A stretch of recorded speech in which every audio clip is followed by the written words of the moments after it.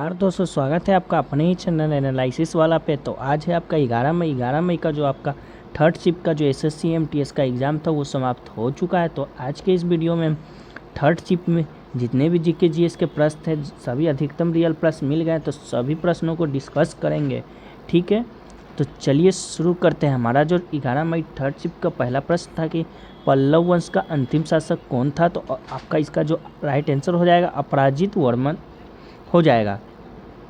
वहीं बात कर ले उन्होंने वारागुणवर्मन द्वितीय को पराजित किया था, उनका वध कर दिया था। चोल शासक आदित्य प्रथम द्वारा उनकी हत्या कर दी गई थी। पल्लव वंश की स्थापना सिम्हा विष्णु ने की थी। तो आप जो पल्लव वंश की स्थापना किसने की थी, तो सिम्हा विष्णु ने की थी, ये आप याद कर लीजिएगा। आने वाले शिफ्टों में आपका ये प्रश्न देखने को मिल सकता है। चलिए अगला प्रश्न देख लेते हैं। अगला प्रश्न है कि निम्नलिखित महाद्वीप में से किस महाद्वीप को विज्ञान के लिए समर्पित महाद्वीप कहा जाता है, तो आपका जो इसका राइट आंसर हो जाएगा अंटार्कटिका हो जाएगा।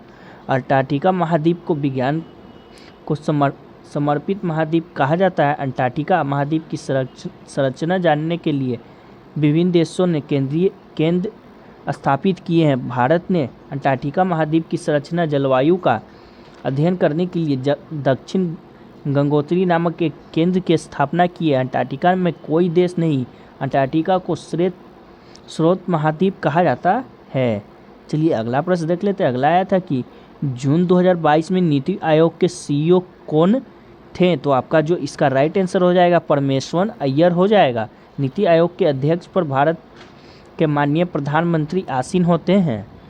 डॉक्टर सुमन के बेरी जो कि आपका उपाध्यक्ष है। वर्तमान के सीईओ आपके बात कर ले तो श्री BVR सुब्रमण्यम है। नीति आयोग की स्थापना 1 जनवरी 2015 में योजना आयोग के स्थान पर की गई थी। चलिए अगला प्रश्न देख लेते हैं। अगला आया था कि चंद्रगुप्त ने कौन सी उपाधि प्राप्त की थी, तो आपका जो महाराजा धीराज आपका राइट आंसर हो जाएगा।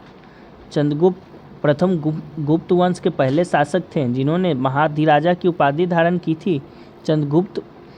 चंद्रगुप्त प्रथम गुप्त राजा घटोत्कच के पुत्र थे और राजवंश के संस्थापक गुप्त के पोते थे। दोनों को इलाहाबाद स्तंभ शिलालेख में महाराजा कहा गया है।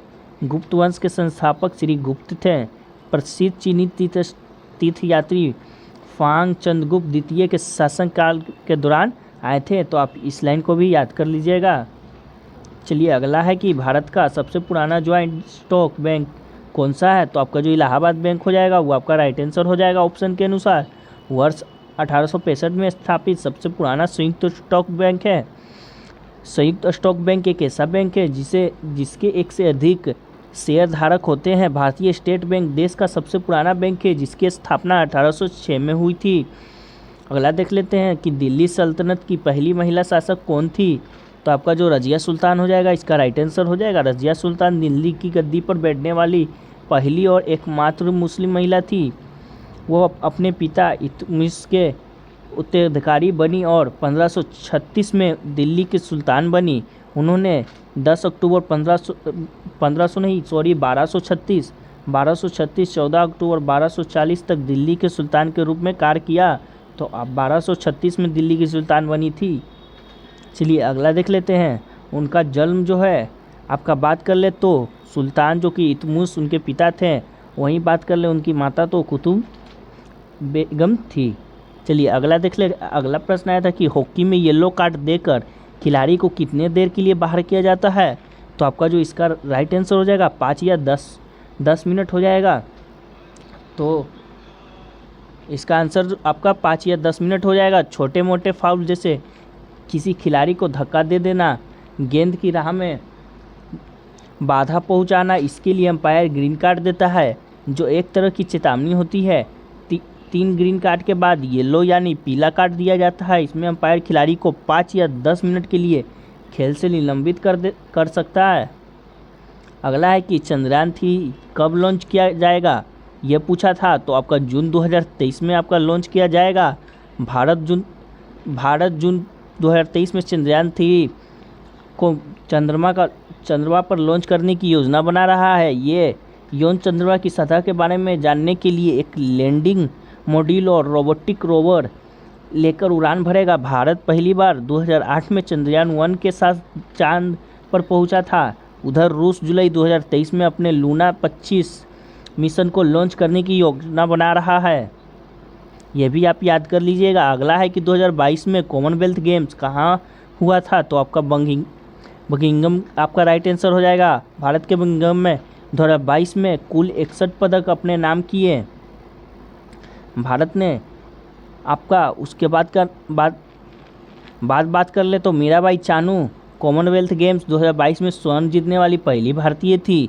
जो 2022 राष्ट्रमंडल खेल 2028 से 8 अगस्त 2022 तक बर्मिंघम इंग्लैंड में आयोजित किए गए थे।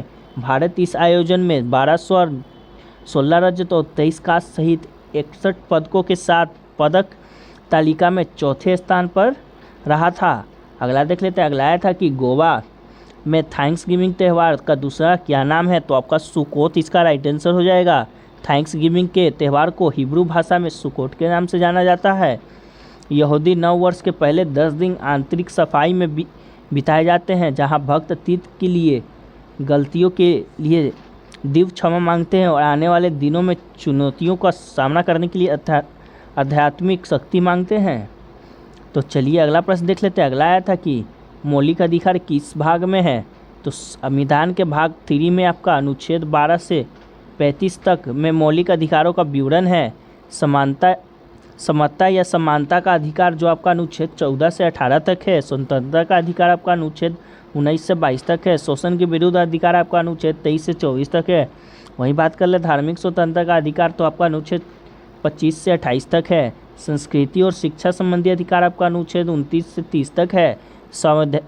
संवैधानिक आपका उपचारों का अधिकार जो अनुच्छेद 32 में है।